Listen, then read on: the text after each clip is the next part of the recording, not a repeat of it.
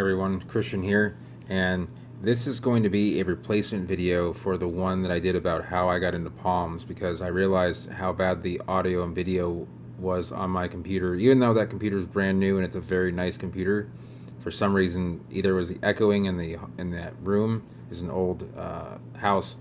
I really wasn't sure what happened, but you guys, I can't hear it. That's poor quality. No one wants to watch a 20-minute video with poor sound quality and video quality. So hopefully this is a lot better. This is my phone. It tends to do the best, that and the camera. So I got back at 2 o'clock this morning. It's now just before 10:30 Eastern Standard Time here in Florida. And it's a hell of a drive. When you have dogs in tow, it just makes it that much harder. And both ways, I would never want to do that ever again unless I absolutely had to. Definitely planning should go into place there. But I wanted, it was definitely a dangerous drive, both there and back. And definitely, I had a plan, I canceled it, and then at the last minute, did it again without much of a plan, just going. So we're back here in Sarasota. All is good. We have power. Some parts of Sarasota and Venice do not have power. Also, you go further south you go, the less power there is. Although there is a good amount of power, even down in Naples and Fort Myers. So anyway, I'm gonna get back into how I got into Palms. It might be a little bit repetitive. You might have already watched this video, but let's try this again. So when I was younger, I would go to see my grandparents in Cocoa Beach, Florida. I was living in Virginia and also New York, depending on the time. I've lived in New York from 81 to 88 and Virginia from 88 to 98. So you could say pretty much once I got to Virginia, we'd go drive down to Cocoa Beach. Always would pick up seeds of coconuts, say palmettos, anything else, probably some queens. I couldn't remember exactly. Would bring them back, would grow some. After a while, they would eventually die, but I would try. I just couldn't keep them.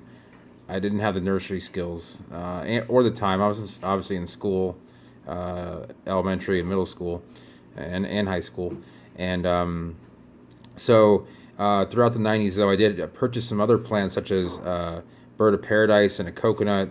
Kept them alive over 2 winters, I believe. Eventually they died in the winter of 96, which is really bad in Richmond. We got a foot of snow at least once, if not twice. We got a second snow, which is a lot of snow for Richmond.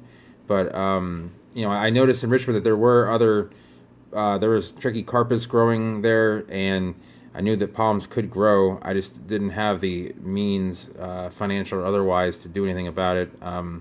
So in 2003, fast forward there, I left school in Connecticut College, and I was going to leave just for a semester. I was having issues with anxiety, where I couldn't really sit in the classroom very well without kind of like breaking into a sweat, just having kind of issues with general anxiety. I think the stress of the normal route of going to high school, going to college, getting a degree, going to get your master's or get a law degree. I was going to take my LSATs that semester, and I opted to just take the semester off, go back to New York for a little bit, and spend time at my mother's.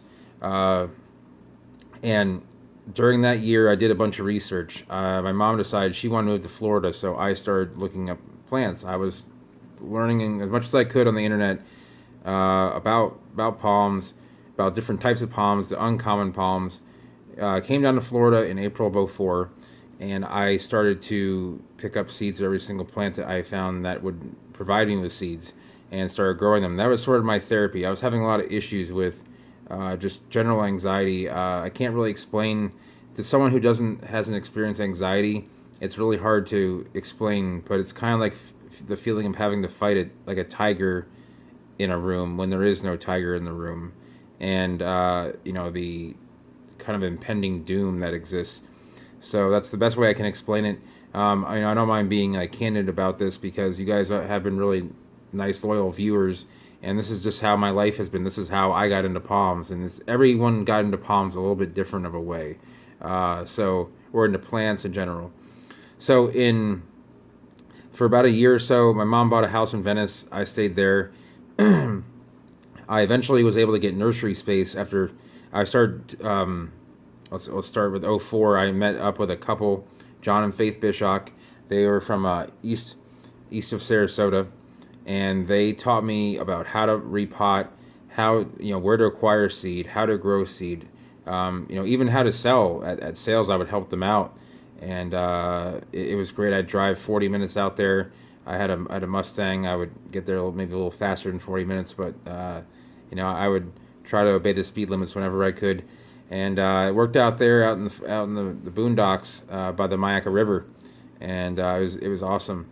I didn't get paid very much, but the amount of it, I cannot stress how important it is to get hands-on experience with growing palms. You will learn everything that you need to learn with hands-on experience. I've never taken a class in botany. I'm not saying I'm an expert on everything botanical by any means, but I feel like my palm knowledge is very thorough, and it was all because of my hands-on trial and error, learning from others, like kind of an apprenticeship. And if you have a local nursery that will accept, if you want to work for like maybe 4 hours on a weekend at a local nursery that's helping out with repotting, selling, you will learn so much about those plants that they sell, where they come from, how to grow them. I highly recommend that. And, that's basically what I did, just a little bit more full time. So in '05, I was doing a sale of my own, and someone approached me, offered me nursery space basically in return for some work. I took it, and I had my first nursery in Venice in November of '05, and I started my business then, Faulkner's Palms, which you can still find on Facebook. It's not, I don't have a nursery space right now because my shade house literally got blown to the ground. My nursery is kind of just gone right now, but there weren't many plants there. I'm going to rescue them and bring them back to the house.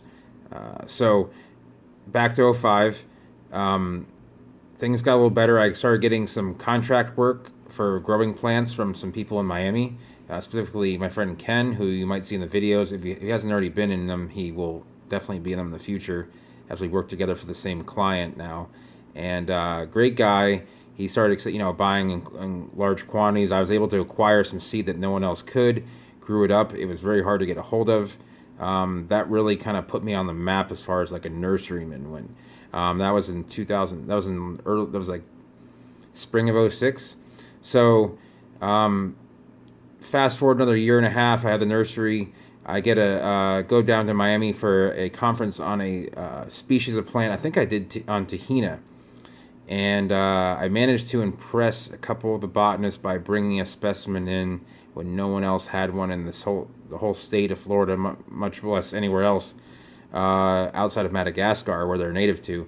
And the next day, I went on a little golf cart trip. I identified some palms from a couple of the administrative people that worked there, and they asked me if I wanted a job, and I said, sure, I'd love to work here at Fairchild Botanical Garden. They offered me the job of nursery manager, and I took it. After a few months of having to sell my nursery off, I made a big choice to kind of leave. It was a jump for like my issues with anxiety, with what I had known. I did not know Miami that well as far as like a place to live. I mean, I had been there many times, but the idea of working there was kind of like, it was kind of like justified all the work that I did for 24/7 for 3 years, plus just nothing but palms. And I started getting into cycads. Now, I will talk about cycads. I will discuss cycads. I'll do reviews on them. They're a little bit harder to do because the people who own them are a little bit less likely to allow me to video. And for good reason. They're kind of like the blood diamonds of the plant world. They're highly collectible. They're valuable. Some species I can probably do. Other species, not so much. So I went to Fairchild, and the job was not everything that I thought it was going to be, and that was more of a problem of the administration wanting to kind of go from a collections garden over to like a wedding garden, or like an events garden. And in the sales, they wanted to profit. And I'm not trying to call out Fairchild, but that's really what. There we go. Put my screen back on for a little more light. And I just did not. I didn't want to work in a nursery that was not looking to save. I mean, these they had dozens of priceless plants. When I say priceless, I mean probably in the open market worth at least $50,000 and up, just sitting there languishing in the garden, and I could not get them to plant them in the garden, and I found myself actually often in the garden trying to help them plant things there. So, because the person whose job I wanted, the curator of palms and cycads, had asked for some help, and they knew that she was not a exotic plant specialist. But anyway, it was great working there. I enjoyed it. I liked most of the people there were great, and some of the guys and gals that are still there, I do talk to from time to time. It has changed quite a bit. You can go to Fairchild and see a lot of beautiful plants, but they really aren't collecting anything more. Anyway, I left there at the end of the year in '08, and '08, later, 09, 10, 11, and 12 were, I spent mostly on Pine Island, just west of Cape Coral, where my nursery is or was after the hurricane. Not really anymore, is or was now. Doesn't make a whole lot of sense, but I hope you understand what I'm saying. And so, for those 4 years, I cultivated mostly cycads. When I came back, there were two people that kind of, I don't want to name them because I don't want to be publicly named, but there's two growers on the west coast of Florida. They were hobbyists. I started growing cycads on a more commercial nursery level, and because palms had kind of taken a nosedive in value, and I had to make a profit as a nurseryman. I know I love growing plants, but if you can't make a profit from it, then you can't make a living, and I had to make a living. So I did that. I got more into the brokering and consulting area. I ended up helping out a lot of one particular large client who owned an island in the area, and that was kind of the start of like a new area of expertise that I tried to go into, from nurseryman to consultant. And so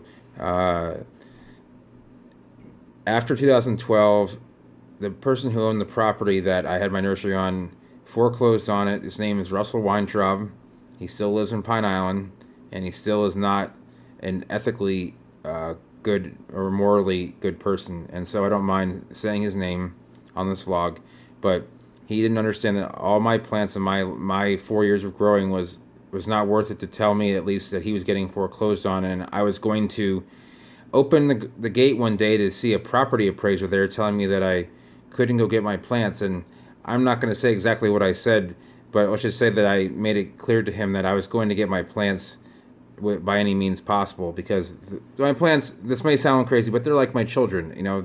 I'm not going to let someone just take them because they, because I didn't get notified that they were there. So I was very persuasive, and I ended up getting my plants with the help of a couple trucks and trailers, and brought them out in the east part of the county near Immokalee. Immokalee's in Collier County, but just on the Collier-Lee County line. Was there for a year, and eventually just found that I wasn't in a good climate out there. It does freeze out there pretty well, and I ended up selling everything throughout the early 2013. I actually got into playing poker full time. I still play poker part time, but I also have played poker since I started playing poker in about 1998, and I started playing regularly since 2004, and I thought maybe I should. This was a calling of mine, so I tried it out. It worked out well. 13, 14, and 15, most 15 into early 16, and I did pretty well. It was. I hope you guys don't judge me for it. I was. Poker is a game that is mostly skill and some luck involved, and there's things that you can't control. It's not like blackjack or roulette or craps, where you can make decisions, but those decisions are not decisions of skill, and they're just just a random choice. So anyway, I mean, not that I'm saying that isn't a fun thing to do, just saying that was why I tried to make a living out of it, just through that. So and I had met Ashley, and I realized that the poker life really wasn't one for if I wanted to kind of be more family oriented, and just you're in a casino late at night, playing with other people, and sometimes you just I didn't find it. I didn't feel like I was contributing to society. So When you guys started seeing the first vlogs come up, it's kind of when I was leaving poker, coming into Palms. I had made a move from Sarasota or Venice to Cape Coral, and I was ready to start plants again because I knew I could always come back to plants. I knew I always could. I always had a place there. So that's how I got into Palms. Now, how you can get into Palms more is one, try and join a local Palm Society. If you live in an area where is a Palm Society, and we're talking pretty much the whole southern half of the U.S. plus both coasts. So if you live in the West Coast, the East Coast, or anywhere south of the southern half of the U.S., you can find something. There's there's different types of California, Arizona, Mid-Atlantic, Southeast, all of Florida, Gulf Coast, Texas, Louisiana, Arkansas. You can get into all of that if you live there. There's a European Palm Society. There's Australian. There's a bunch of Asian Palm Societies. African one, South Africa, also Europe. There's a French, British, and other European ones. And South America, I believe there's Brazilian and a couple other ones there as well. You may not get to go to all the local meets because of the distance issue, but maybe you will. But the information they can give you is very helpful, especially for your specific area. Because I have not been all over the world wherever all palms grow. I can only they can tell you like very exact information. Also, getting like I said, getting into a nursery, working with them, offering maybe like an internship thing, for 3 or 4 hours a week. Just to kind of get the gist of it, of how plants grow, how they're sold, how to fertilize, soil mixes. I mean, I will do that once I get down, and I've been moving around so much, I haven't been able to get to like the nursery and show you guys, yes, this is how you mix the soil, or this is how you apply fertilizer, and I feel bad because I know that you guys want that. Also, there are many books out there that are good. Wikipedia is good for learning the basics. There's also Palmpedia.net, which is started by a guy named Dean Auer, also known as Dipsis Dean. Great guy, and really good at starting. It's kind of like Wikipedia for palms, and it's very good. There's a lot of pictures there. There's some pictures I contributed. There's a lot of other guys. That's a great resource. And with books, there's a couple books I'd recommend. There's the Encyclopedia of Cultivated Palms by Robert Riffle and Paul Kraft. Robert Riffle passed away about 10 years ago, but Paul Kraft is still with us, very much so.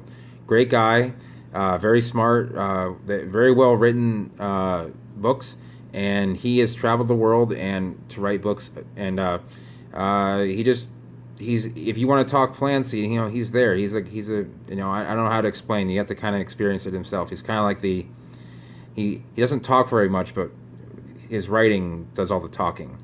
Also, there's Genera Palmarum, which is a scientific book. The first edition is nice, but the second edition has color pictures. It has all the new genera that have been kind of broken off or lumped back together, and it just has more of the plants. It's a nicer book. It's not that the first book didn't.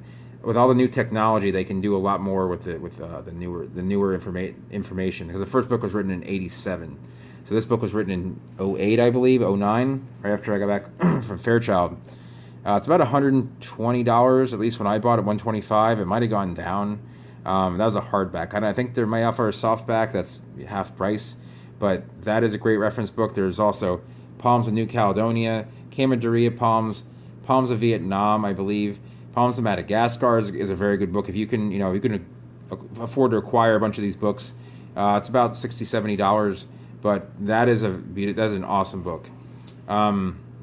You can watch vlogs like this. I know there's a couple other vlogs like this. I have watched a few of them. They seem decent. I haven't really watched a whole lot of them. But what I wouldn't watch are vlogs that just show you how to generically repot palms. If they aren't doing certain species or certain families of plants, then that's not going to be as helpful. If you want to learn about different, my aim for this vlog is to show you how to work with like the uncommon stuff, the stuff you didn't know about, because everyone knows about coconut palms, and that's fine. I love coconuts, But I want to show you how to work with plants that you may not know could grow in your area. You may not know exist. That may be easy to grow, but these big nurseries, they pump out millions of one species, and they may not be the best species for your area. I want to be able to help you out. I'm willing to take emails. I haven't gotten to some emails yet because I've just been kind of on the road and been really busy and really tired. I'm still tired. I'm going to sleep probably another half a day. And I want to say thank you to everyone that does watch this vlog. It means a lot to me. I'm not doing this for any monetary reasons. I do this because I enjoy palms. And my job, in consulting, it doesn't, me giving away some sort of like palm trade secrets is not, that doesn't exist. There's no value to, there may have been a point where that would have been valuable, but that doesn't exist anymore as far as my work is concerned. And next week I'm going to, I have tentative plans to drive from Southwest Florida to New Orleans.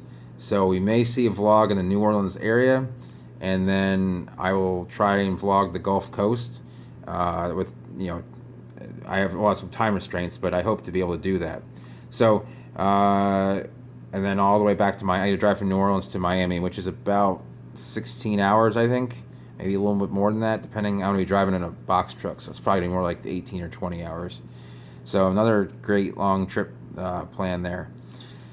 So with that said, like I said, I appreciate everyone watching. I hope you enjoyed this video. I hope it was great for you. I hope I can inspire other people, especially a younger generation, to grow palms, because there is less people in the younger generations that are concerned about that